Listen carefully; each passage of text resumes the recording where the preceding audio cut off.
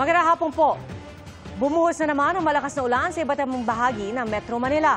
Nagdulot siya ng mga pagbaha, halos mag-zero visibility sa kalsada at nagkaroon ng pagsuspindi sa ilang flights. Mula sa Rojas Boulevard, nakatutok live si Darlene Ka.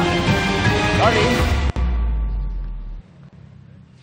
Ivan, Pia, tumila na yung ulan dito sa Maynila at kaunting-kaunti na lang din yung baha na natitira sa ilang bahagi ng Ross Boulevard, katulad dito sa Service Road, dito sa kinatatayuan ko. Pero kanina talagang malakas ang buhos ng ulan dito sa Maynila at iba pang lugar sa Southern Metro Manila. Bandang alas 3 ng hapon kanina, halos mag-zero visibility sa Ross Boulevard dahil sa malakas na hanging sinabayan pa ng sunod-sunod na kulog at kidlat. Malakas din ang buhos ng ulan sa ilang bahagi ng Pasay City gaya sa EDSA Pasay at FB Harrison. Bumaha tuloy sa ilang lugar hanggang gutter ang tubig kaya dahan-dahan ang mga sasakyan. Naantala rin ng masamang panahon ang mga flights sa NAIA. Pasado alas 2 ng hapon, nag-issue ng red lightning alert ang Manila International Airport Authority. Sinuspinde ang flight at ground operations para raw matiyak ang kaligtasan ng mga pasahero at airport crew. Nagbalik ang operasyon sa NAIA makalipas ang kalahating oras. Ramdam din ang malakas na buhos ng ulan na may kulog at kidlat sa ilang bahagi ng Quezon City gaya sa EDSA, Timog Avenue at Samar Avenue. Ayon sa Pag-asa, thunderstorms ang mga naranasang pag-ulan. Nauna nang sinabi ng Pag-asa na papunta na tayo sa panahon ng tag-ulan. Kaya inatasan na ni Pangulong Bongbong Marcos ang iba't ibang ahensya ng gobyerno na paghandaan ang pagpasok ng rainy season at La Nina.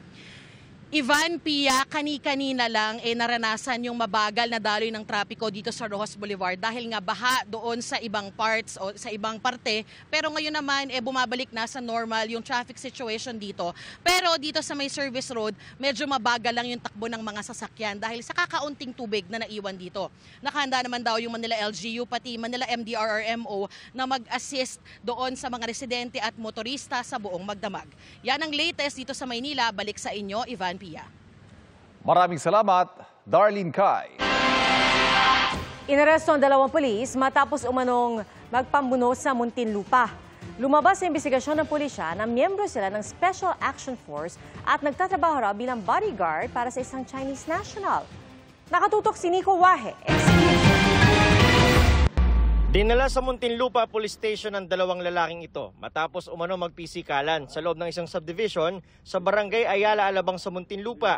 May sugat pa sa noo ang isa sa kanila. Nag-report lang po sa akin yung dalawang driver na may nag-aaway daw po doon sa kanila. Tingin ko parang galit pero nung sinabihan ko siyang huminto naman agad siya. Mismong si Muntinlupa City Mayor Rufy Biason na residente rin ng subdivision ang nag-alerto sa mga pulis nang malaman niya sa messaging group ng mga residente. Nagkaroon yata sila ng altercation amongst themselves. Pareho silang empleyado nung naninirahan dun sa bahay and then nung nagkatakbuhan, yung isa yata pumasok sa ibang bahay. Opo. So kaya natakot siyempre yung residente doon. Pero giit ng parehong lalaki, hindi raw sila nagsuntukan. Hindi talaga away na as in malalang away. So sa pag-ano lang siguro, sa pag-interpret ng mga tao doon sa paligid. Nangyari sa noo nyo, saan tumama yan? Ganun din yung nasobrahan din sa yung alam mo na, biruan, yung close man kami. Nasobrahan lang sa may parang katuwaan. Sa investigasyon ng Muntinlupa Police, mga pulis sa mga lalaki. Ang isa ay police corporal habang patrolman ng isa pa. Sabi ng pulisya, pareho silang miyembro ng Special Action Force o SAF at nakadestino dapat sa Zamboanga. Sa ngayon po, under investigation sa aming opisina itong dalawang PNP member. So as of now, yan ang aming mako-confirm and sila ay members ng support unit. Support unit po ng PNP. Nang tanungin kung anong ginagawa nila sa subdivision, doon ba kayo naka-assign? Waiting for investigation, sir. Antayin na lang natin. Hindi namin masabi lahat ng information, sir. Sa salaysay ng dalawa sa pulisya, umamin silang nagtatrabaho sila bilang personal bodyguard sa isang Chinese national na nakatira sa subdivision. Pero nang tanungin namin sila tungkol dito, Wala po. Wala din, sir. batay pa sa impormasyong nakuha ng pulisya, utos-an nila ito ng isang battalion commander sa Zamboanga City. 40,000 pesos daw ang sahod nila, pero kalahati o 20,000 pesos ay napupunta umano sa kanilang batalyon. Wala pang pahayag ang dalawa kaugnay nito. Ayon kay NCRPO Chief Police Major General Jose Melencio Nartates, kailangan may basbas ng Chief PNP sakaling kailangan magbigay ng seguridad sa isang private individual o VIP. We have a unit in the Philippine National Police that is the PNP Security Group, SPG. And then this PSPG, sila yung nagbibigay ng protective custody sa mga ating whether civilian or VIP security. Wherein itong binibigyan nila ng security, of course, merong threat in their lives. Sa kaso ng dalawa, wala raw silang maipakitang dokumento kung bakit sila nasa lugar. No cover up, no whitewash. Makasuhan yung dapat makasuhan, and whether criminal case or administrative case on the part of these two PNP personnel. Kinumpirma naman ni SAF Acting Director Police Brigadier General Mark Pespes na miyembro ang dalawang pulis ng SAF at ire-relieve sila sa serbisyo para sa investigasyon. Sinusubukan naming kundan ng pahayag ang pamunuan ng village at ng barangay. Naharap ang dalawa sa reklamong alarm and scandal. Ayon kay Mayor Biazon, hihingi sila ng tulong para i-verify kung ang employer ng dalawang pulis ay may kinalaman sa Pogo. Baka na related lang sa purely illegal activities.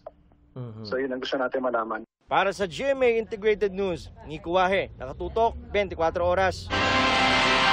Mahigit 1,000 residente ang nawala ng tirahan sa malaking sunog sa Parañaque City.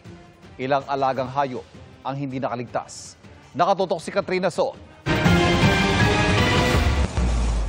Hanggang bubong, umakyat na ang mga bumbero para maapulang apoy na sumiklab pasado alas 10 kagabi sa Gomburza Street, Barangay Santo Niño, Parañaque. Mabilis na kumalat at lumaki ang apoy, kaya agad natupok ang mga bahay at nahirapan sa pag-apula ang mga bumbero. Ang isa sa kanila ay kabilang sa 4 na sugatan sa insidente. Wala kaming nailigtas kahit isa eh.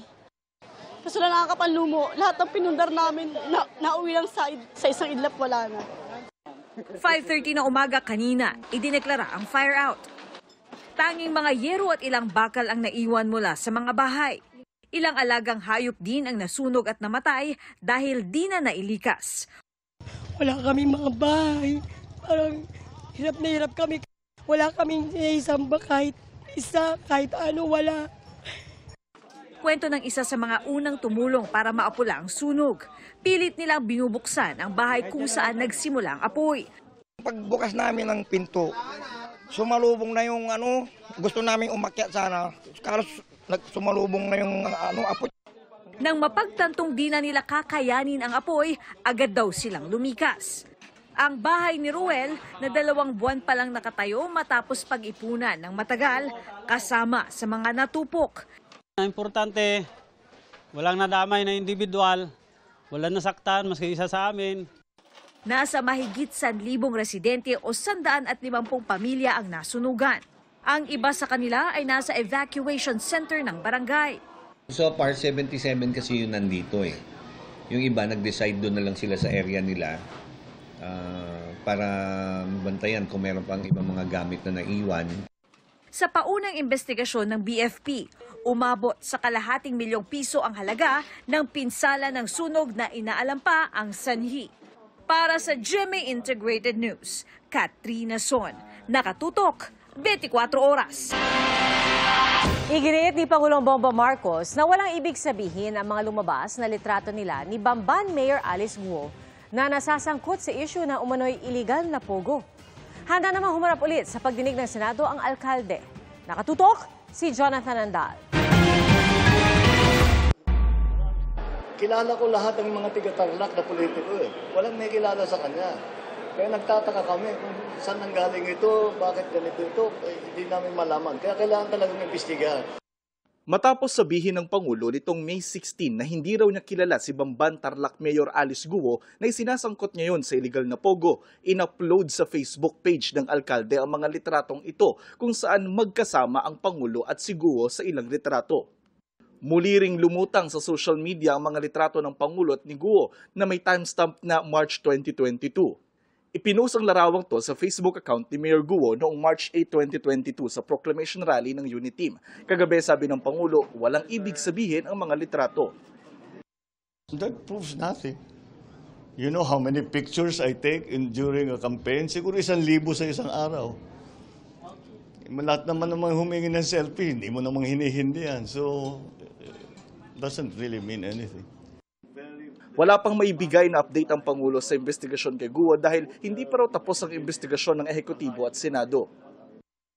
Let's allow the executive side and the legislative side to do their work and continue continue our investigations. Well, wala pang definitive na conclusions. Nauna nang sinabi ng DILG na inirekomenda nila sa Office of the Ombudsman na patawan ng preventive suspension ng alkalde para daw maiwasan ang anumang impluwensya nito sa investigasyon nila at ng ibang ahensya. Sabi ng DILG, wala raw silang kapangyarihan na magsuspende o mag-alis sa pwesto ng mga lokal na opisyal. Kinumpirma ni Ombudsman Samuel Martires na sumulat sa kanya ang DILG. Ang natanggap lang daw ng kanilang tanggapan ay fact-finding report galing sa DILG na hindi naman nakasaad kung ano ang kailangan gawin. Sabi ni Martires, hindi raw pirmado ang kopya ng report ng sinasabing mula raw sa DILG. Hihilingin ng Ombudsman sa DILG na maghain ng reklamo na may kumpletong dokumento para masuri at maimbestigahan kung totoo raw ang mga aligasyon. Ang gobernadora naman ng Tarlac, hindi raw kilala si Guo bago ito naging Bamban Mayor. Nang minsang makausap daw niya ito nang pumutok ng issue, umiiyak daw si Guo dahil sa Senate investigation. The first time I saw her, she was crying and she was saying, tatakot ako. Siyempre, iba yung Senado, kaya ko bang harapin? You just said, be truthful, you prepare your documents. Kapartido ni Yap si Guo sa ilalim ng NPC o National People's Coalition. Sabi ng kanilang chairman na si dating Senador Tito Soto, walang usapan ngayon na alisin sa partido si Guo sa gitna ng kontrobersyang kinasasangkutan nito. As of now, there is no talk to that effect.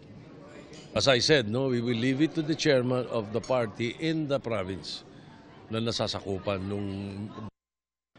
Sa Miyerkules, itutuloy ang pagdinig ng Senado sa umano'y illegal na pogo sa Bamban, Tarlac. Dadalo raw ulit si Guo, sabi ng kanyang abogado.